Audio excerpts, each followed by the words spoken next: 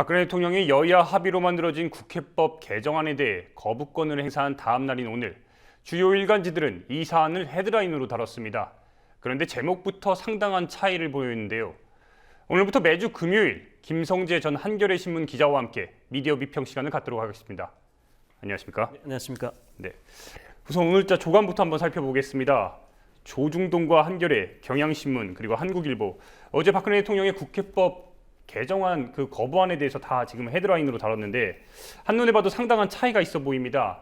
지금 보시기에 어떠십니까? 네, 그 사안이 중요하고요. 굉장히 큰 사안이었고, 그래서 대부분의 신문이 오늘자 그 일면에 아주 대서특필을 했는데, 그 어느 정도 대서특필을 했냐면은 보통 일면 그 톱 기사가 보통 아무리 커도 한 4단 정도, 그리고 이제 5단 그 신문에서 4단 정도 들어가고, 뭐 사이드에 뭐 다른 기사 한 건씩 들어가는데, 오늘 아침에는 조간들이 이거를 한 5단에 전부 다 깔아서 제목을 뽑아서 이렇게 그 굉장히 크게 썼습니다. 근데 일면 톱이라는 그 일면 톱 기사의 의미라는 게 뭐냐면은 이제 그날 하루에 그 각 신문들이 얼굴이나 마찬가지죠. 그래서 그 신문이 가장 중요하게 생각하는 기사를 올려서 그 사회에 그 가장 큰 이슈를 아젠다로 만드는 그런 역할을 합니다. 그래서 일면 톱 기사라는 게 굉장히 중요하죠. 왜 가판대에서도 보면 이제 그 가판대 쭉 신문들을 아침에 진열을 하지 않습니까? 거기에 일면 톱 기사의 제목들이 쭉 나란히 이제 나열이 되는 거죠. 전시가 되는 건데 그걸 보면서 사람들은 오늘 하루 종일 가장 중요한 이슈는 바로 이거구나. 이제 이런 판단을 내리게 됩니다. 그래서 그 일면 톱 기사의 제목은 어떤 사건이 벌어졌는지, 그날 가장 중요한 이슈가 뭔지, 그리고 그 이슈가 의미하는 게 뭔지, 시사점이 뭔지, 이런 거를 이제 전해주는 그런 굉장히 중요한 그런, 이제 제목인데요. 일면 톱 기사가. 근데 오늘 일면 톱 기사는 지금 말씀하신 것처럼 국회법 개정안을 박근혜 대통령이 이제 거부했다. 이제 이 내용을 가지고 했는데 신문마다 이제 조금씩 다릅니다. 그래서 그게 그 다른 내용들 그 제목들을 보면 이 신문이 어떤 의미를 독자들한테 국민들한테 전달을 하려고 했는지 이런 것들을 읽을 수 있는데요. 대체로 보면은 조선일보가 박근혜 대통령의 발언을 그대로 이제 인용보를 따서 이제 올렸죠. 그리고 동아일보는 박근혜 대통령의 멘트와 그리고 문재인 새정치민주연합 당대표의 멘트를 나란히 넣습니다. 굉장히 저는 깜짝 놀랐는데요. 동아일보가 그 박근혜 대통령의 멘트만 일방적으로 전달하지 않고 제1야당인 새정치민주연합의 문재인 대표의 그에 대한 이제 언급까지 넣었다는 게 상당히 좀 신선했고요. 그러면 그 부분은 동아일보, 그러니까 조선일보 같은 경우는 지금 배신의 정치 그리고 국민에게 뭐 심판받아라 이런 식으로 해서 박근혜 대통령의 어제 워딩을 그대로 넣은 건데 네네. 동아일보 같은 경우는 이거 지금 어떻게 보면 문재인 대표와 박근혜 대통령을 양쪽에 다 실었습니다. 헤드라인에 다 실었는데 이건 어떻게 보면 기계적인 중립이 아닌가라는 이런 지금 지적도 있을 것 같은데. 그 보통 신문 기자들이 기사를 쓸 때나 또는 제목을 달 때 이제 저희가 기자들이 이제 훈련을 어떻게 받냐면요. 아주 그 양쪽의 의견이 팽팽한 이견이 팽팽한 그런 그 사안에 대해서는 가능하면 양쪽의 의견을 다 듣고 기사에 다 해라. 뭐 이런 게 이제 기자들한테는 기사를 쓸 때 굉장히 중요한 원칙이죠. 제목도 마찬가지입니다. 그래서 이 사안은 사실은 박근혜 대통령이 이 국회법 개정안 거부권을 이야기한 게 굉장히 충격적이지만 거기에 대해서 처음에 국회법 개정안을 낸 것은 국회였거든요. 그러면 국회가 왜 이거를 그 개정안을 냈는지, 그리고 박근혜 대통령의 그런 그 거부권 행사에 대한 발언에 대해서 어떤 입장인지를 같이 나란히 배열해 주는 게 그게 어떻게 보면 상식적으로 공정하다라고 볼 수가 있죠. 기계적 중립이라기보다는 지금 이 사안이 내용 자체가 청와대 행정권과 국회 입법권이 충돌하는 거 아닙니까? 그런 양상이기 때문에 청와대 행정권을 가지고 있는 수장 박근혜 대통령과 국회에서 이제 그 야당의 수장인 문재인 대표의 이야기를 어떤 입장인지를 같이 보여주는 게 공정한 그런 보도였다라는 생각이 들고요. 다른 신문들을 보면은 이제 뭐 한국일보 같은 경우는 청와대발 6.25 전면전이었다라든지 또 한겨레는 대통령의 독선 정치를 짓밟다 이런 제목을 달았는데요.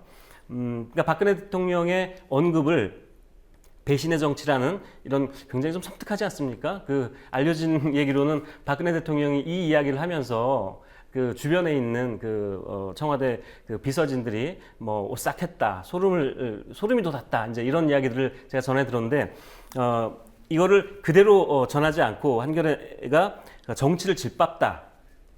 또 한국일보가 청와대발 6.25 전면전이다 이런 제목을 단 거는 그 박근혜 대통령의 언급 그 자체가 물론 굉장히 중요한 발언이었지만 그게 어떤 의미를 가지는지 어떤 시사점을 국민들한테 독자들한테 주는지 그 지점을 끄집어내서 제목을 달았다고 볼 수가 있죠. 네.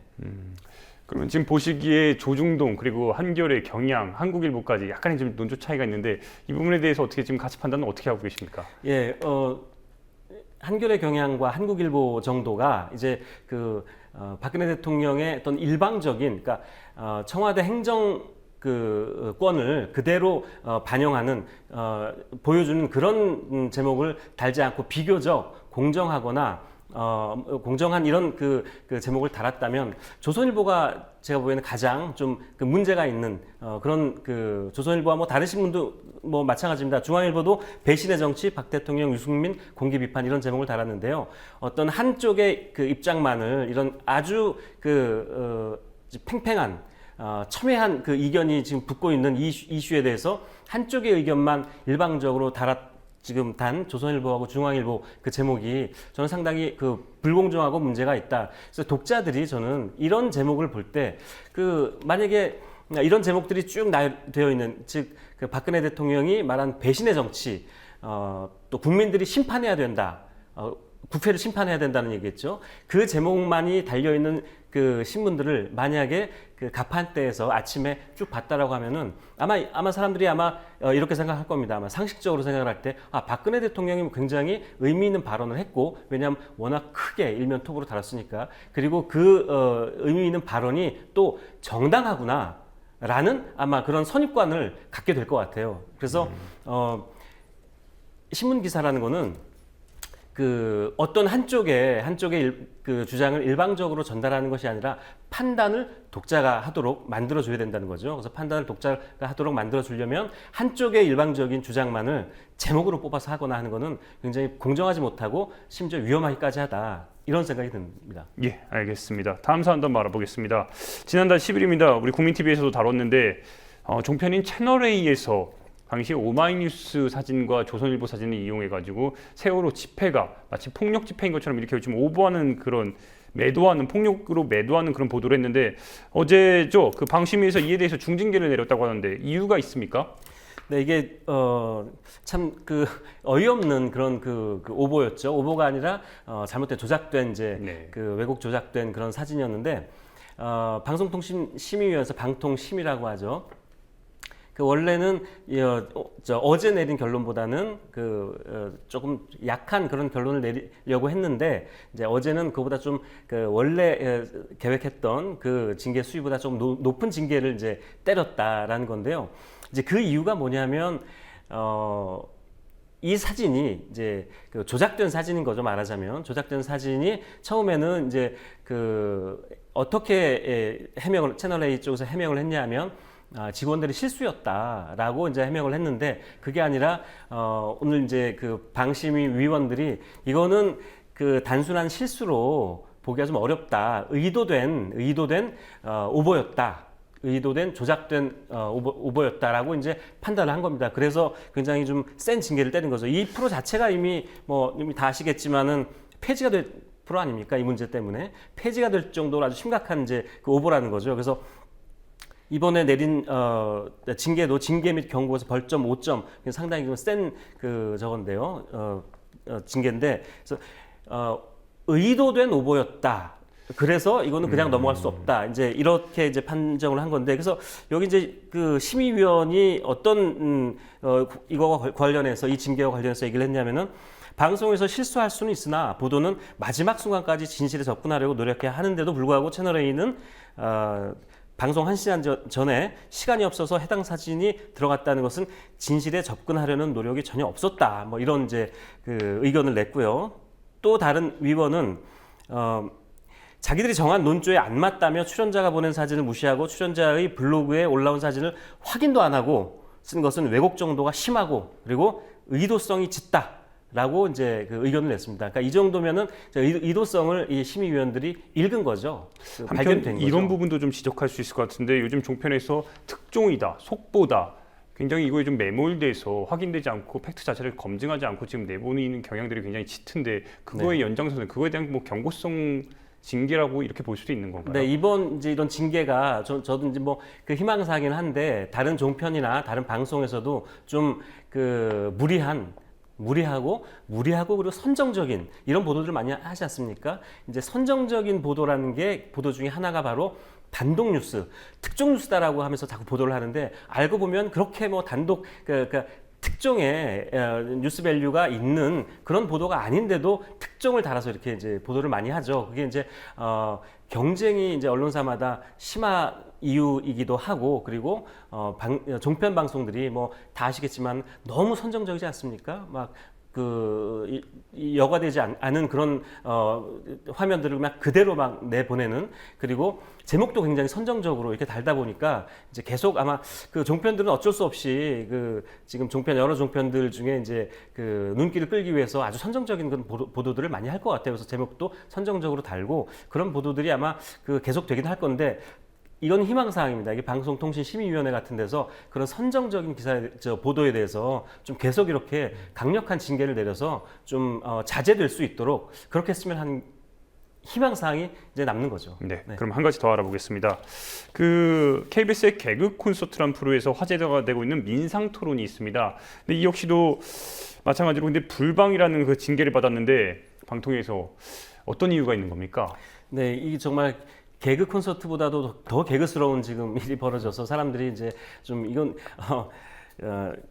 식사 뭐 하면서 또 술 마시면서 한번 웃고 정말 씁쓸하죠. 씁쓸한 이제 웃음을 짓는 건데요.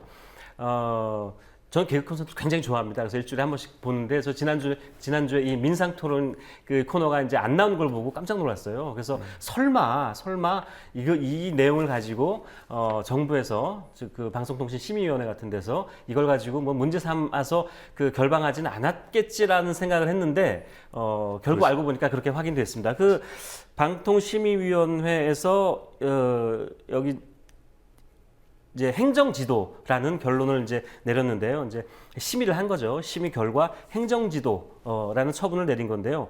그 행정지도를 내린 이제 그 근거가 뭐냐면 이렇게 이제 방통심의위원회에서 얘기를 했습니다. 불쾌감, 혐오감 등을 유발해서 시청자의 윤리적 감정, 정서를 해치는 표현을 위반했다. 이게 방송심의에 관한 규정 제27조 품위 유지. 라는 이런 규정이 있다라고 합니다. 그래서 이게 도대체 불쾌감, 혐오감 등을 유발한 그런 개그맨들의 이 발언이 무엇이 있었는지 저는 굉장히 좀 의아스럽고요. 그래서 그 당시에 다룬 내용이 그러면은 제가 확인한 바로는 문영표 보건복지부 장관의 약간 좀 이렇게 그걸 마스크를 쓰고 나온 거죠. 네. 네, 마스크를 쓰고 이제 나온 사진이 나왔었고, 그리고 정부가 메르스 사태에 늑장 대처한 거를 풍자해서 이제 그런 이제 발언을 넣은 건데요. 정부가 메르스 사태 대처를 굉장히 늑장 대처를 했다. 이거는 거의 모든 언론이 다 뭐 그걸 그 보도를 했고요. 그리고 심지어 정부에서도 또 새누리당에서 여당에서도 인정을 스스로 그 자기 고백을 한 내용이거든요. 뭐 그래서 이거는 뭐 늑장 대처한 게 사실이 아니다. 사실이 아닌 걸 얘기했다. 그것도 아니고 이미 사람들이 거의 대부분의 국민들이 늑장 대처한 거는 굉장히 문제가 있다. 잘못했다라고 다들 생각하고 있는 지점인데 이거에 관해서 얘기를 한 거 또는 뭐 명포 장관이 마스크를 뭐 쓰고 나오고 이거를 글쎄요 품위 유지, 윤리적 감정이나 정서를 해치는 표현을 썼다라고 본다면은 아니 그렇다면 도대체 어떤 그 개그 프로에서 풍자를 할 수 있는지